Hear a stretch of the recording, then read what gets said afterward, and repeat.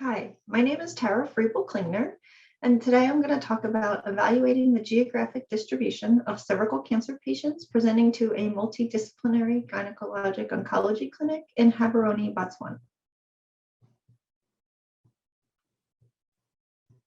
Cervical cancer is currently the leading cause of cancer incidence and cancer mortality for females in Botswana. Botswana is a low-resource setting in sub-Saharan Africa. It's characterized by a large geographic area and has a dispersed population of approximately 2.4 million people. Botswana has only one cervical cancer comprehensive treatment facility, and it's located in the capital city of Gaborone. We decided for our methods to use geographic information systems, which are a powerful geospatial epidemiologic tool for understanding variability in health patterns that can help identify areas in need of public health intervention. Our null hypothesis was that the spatial distribution of cervical cancer cases presenting to the MDT clinic in Gaborone is random, which would indicate that women throughout Botswana have equitable access to care.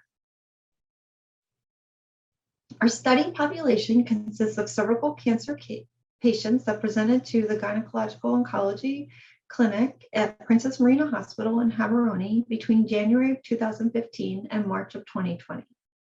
Women were eligible if they gave informed consent, were over the age of 18 years, had no prior history of gynecological cancer, and were not pregnant. Our outcome of interest was a presentation rate for 28 administrative subdistricts.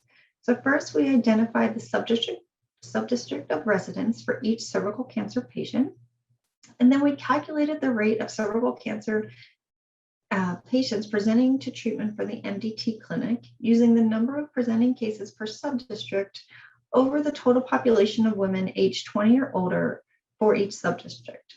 We then standardized these rates to the Botswana female age distribution.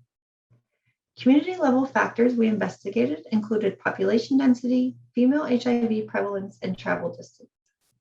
Individual level factors included age, marital status, screening history, presence of abnormal vaginal bleeding, HIV status, and visit with a traditional healer. For our geospatial methods, we employed global Moran's eye, which tells us about the global patterns of our outcome or presentation rates in the country. It can tell us if these patterns are random, positive, or negative.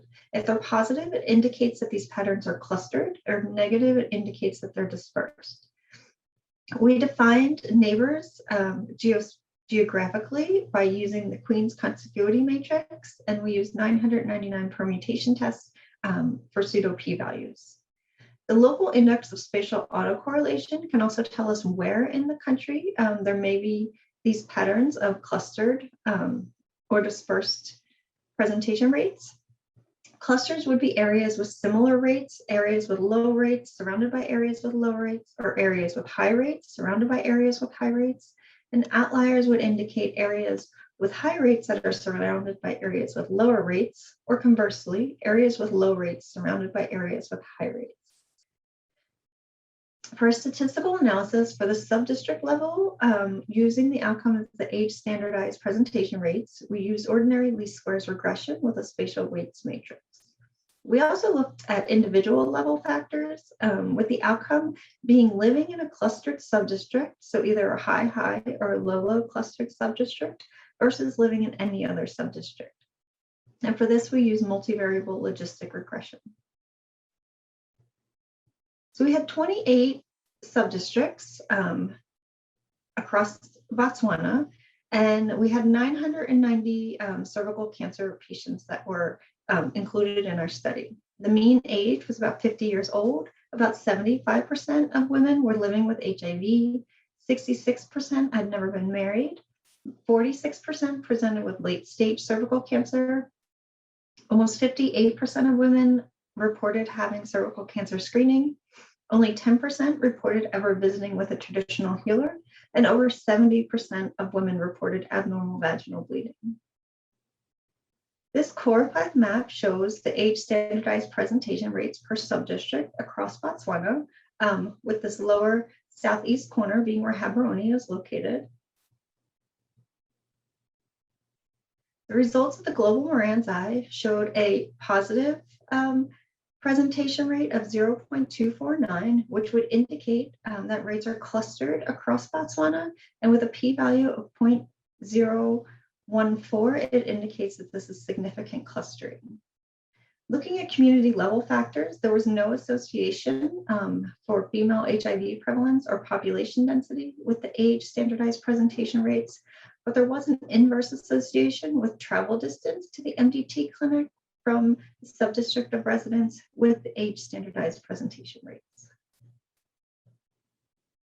The results for the Anslin's local Moranzi for age standardized presentation rates revealed 5 significant subdistricts. 3 subdistricts were identified as low clusters, those being in the northwest of the country furthest away from Gaborone. And then in the southwest, southern part of the country, there were 2 subdistricts identified as high clusters. There were no outliers identified. And when we used adjusted logistic regression to look at the association of living in a high subdistrict or low subdistrict with individual level factors, we found that more women living with HIV were presenting from low clusters, and more women without HIV were presenting from high clusters. We also found that more women with late stage disease were presenting from high clusters than women living in any other subdistrict. And we also found living in a low cluster was associated with presenting more often with abnormal vaginal bleeding than living in any other subdistrict. So in conclusion, our results revealed a global pattern of clustering of presentation rates throughout Botswana. Our results also revealed specific subdistricts with clusters of low presentation rates and high presentation rates. Clusters of subdistricts with low rates may indicate areas that have poor access to comprehensive cervical cancer care. And our results can tell us some potential clues that may be a reason for this disproportionate access, including community level barriers such as travel distance, as well as individual level barriers. So for subdistricts that may have poor access with low rates, more women were living with HIV and more women were presenting with abnormal vaginal bleeding. Conversely, for subdistricts with high rates that may have better access, more women were presenting with late stage disease and more women were HIV negative. Thank you very much for allowing me to share our results with you. I'm on Twitter at @tfriebel, and also you can email me at tfriebel@upenn.edu. Thank you very much.